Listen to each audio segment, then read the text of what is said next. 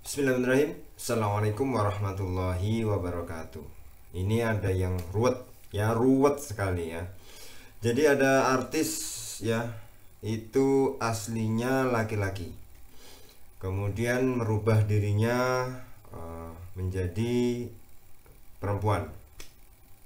Nah, artis ini yang laki-laki tadi merubah dirinya, katanya operasi ganti kelamin ya, kepada jadi perempuan. Kemudian punya pasangan, yang pasangannya ini aslinya perempuan tapi merubah dirinya menjadi laki-laki. Jadi gimana ya, bingung saya, ruwet sekali. Jadi itu kan awalnya laki-laki, kemudian merubah dirinya menjadi perempuan, punya pasangan. Awalnya pasangannya ini adalah dulunya perempuan, merubah dirinya menjadi laki-laki, kemudian mereka berpasangan.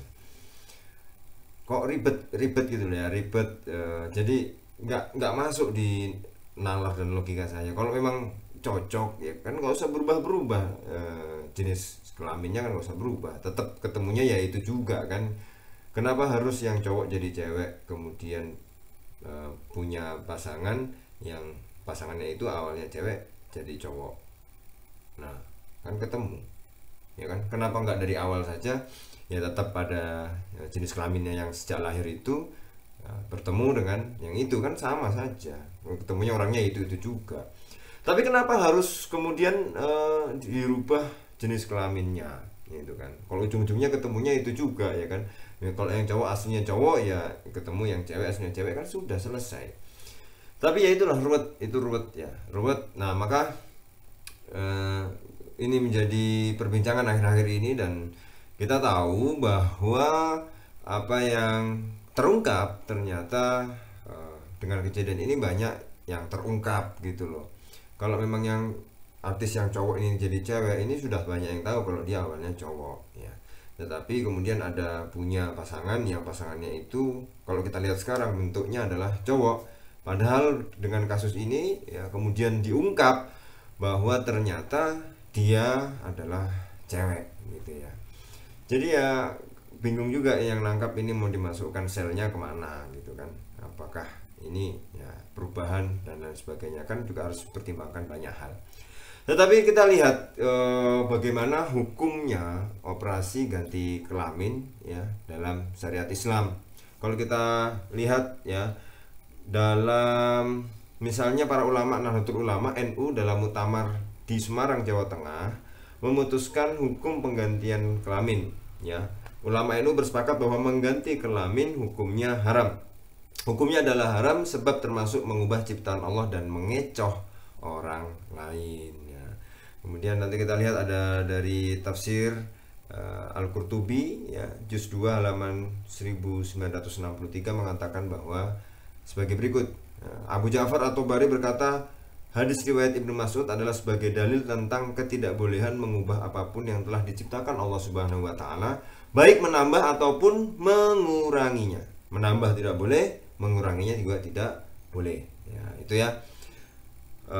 Al-Imam Iyad berkata, orang yang diciptakan dengan jari-jari berlebih ataupun anggota badan yang berlebih, maka ia tidak boleh memotong atau mencabutnya.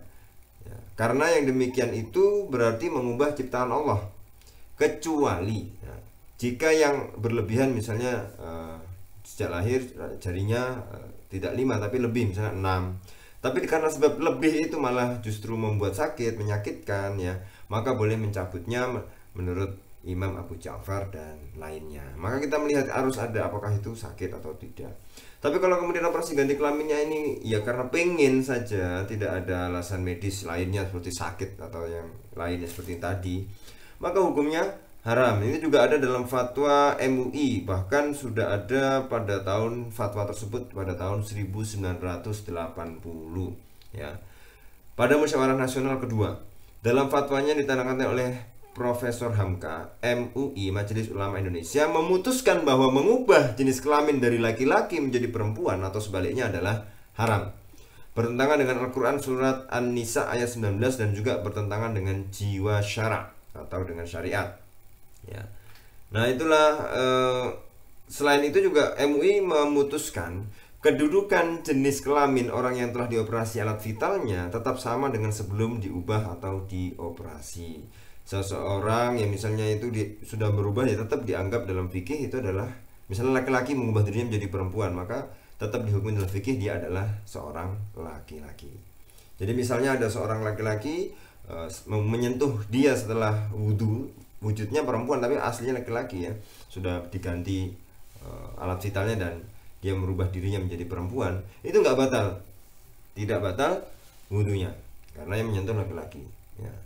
Nah, tapi kalau kemudian juga dibalik, misalnya yang perempuan menjadi diubah menjadi laki-laki, kemudian ada seorang laki-laki menyentuh lelaki tersebut yang awalnya adalah perempuan, maka batal ya, maka batal. Ini kalau dalam konsep literatur mazhab Syafi'i. Nah, seperti itu. Maka kita bisa melihat dari rujukan yang lain sama seperti di sini adalah lubabut ta'wil, hukumnya haram. Dalam tafsir Al-Munir juga itu haram ya. Dan di sini banyak ya. Baik bentuk sifat mengebiri budak, menusuk mata, memotong telinga, bertato, meratakan gigi dan menyambung rambut. Ya, itu ya. Nah, itu haram. Jadi sudah ada beberapa rujukan dari tafsir Al-Khazin juga ya, bahwa dalam juz 1 halaman 405 itu apa saja yang sudah merubah ciptaan Allah Subhanahu wa taala maka hukumnya adalah haram. Ya, itu.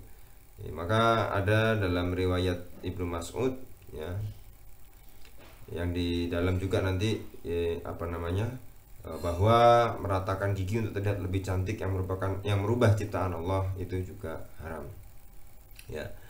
Kemudian dalam riwayat Bukhari Muslim dari Asma binti Abi Bakar, Rasulullah SAW melaknat wanita yang menyambung rambut dan penyambungnya.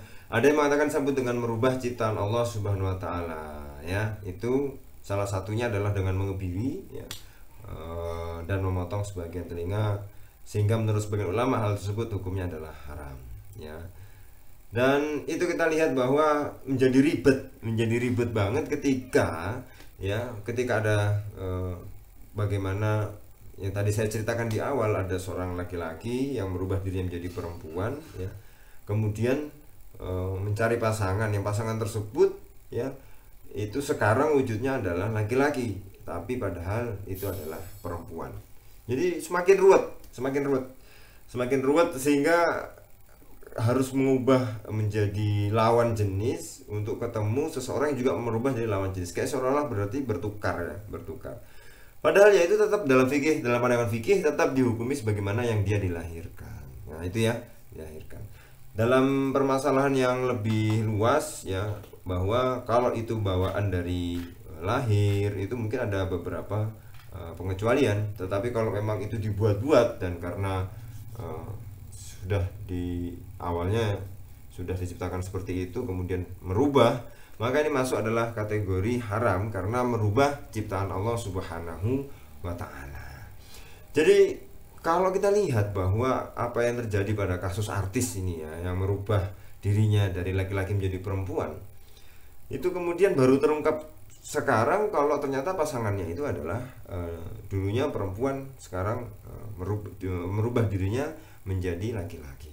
Nah, itu yang kemudian menjadi tanda tanya juga ya. Kalau nggak ada kasus ini mungkin tidak tahu, banyak orang yang tidak tahu gitu loh ya. Oh, ternyata itu memang sekilas laki-laki, tapi kalau dirunut lagi ke dalam ya, ke belakang, ternyata dia adalah perempuan. Nah, jadi kenapa harus ada video vlog ini ya, karena untuk dalam rangka menjaga akal nalar logika yang sehat ya. Jadi sebenarnya kalau nggak ada yang tertarik ya, minimal untuk saya tonton sendiri, karena ini untuk membuat diri saya tetap waras gitu loh. Diri saya tetap waras kan, untuk menjaga nalar logika saya tetap utuh, tetap baik ya. Maka itulah kalau terjadi di zaman sekarang itu ya, orang dengan segala keruwetannya ya, merubah jenis kelaminnya, tapi ujung-ujungnya juga ketemu orang yang merubah jenis kelaminnya. Jadi kenapa harus dirubah kelaminnya gitu loh. Ini kan menjadi pertanyaan gitu. Kenapa harus dirubah kelaminnya gitu. Padahal ujung-ujungnya ketemu juga orang yang mungkin sudah srek, tapi ya itu tadi juga dirubah jenis kelaminnya. Padahal ya kalau udah ketemu sama itu sebenarnya nggak usah dirubah pun sudah cocok gitu kan. Maka para pemirsa, itu tadi ya, kita sudah meninjau bagaimana operasi ganti kelamin itu alat vital dari sudut pandang syariah, dan semuanya mengatakan haram. Karena dengan ilahnya adalah, atau alasannya adalah merubah ciptaan Allah Subhanahu wa ta'ala. Apa yang telah diberikan Allah kepada kita, mari kita syukuri dengan yang baik, kita pergunakan untuk hal-hal yang baik, sehingga apapun yang ada itu menjadi sebuah sarana kita untuk beribadah kepada Allah Subhanahu wa ta'ala. Terima kasih, kita berjumpa di video selanjutnya. Assalamualaikum warahmatullahi wabarakatuh.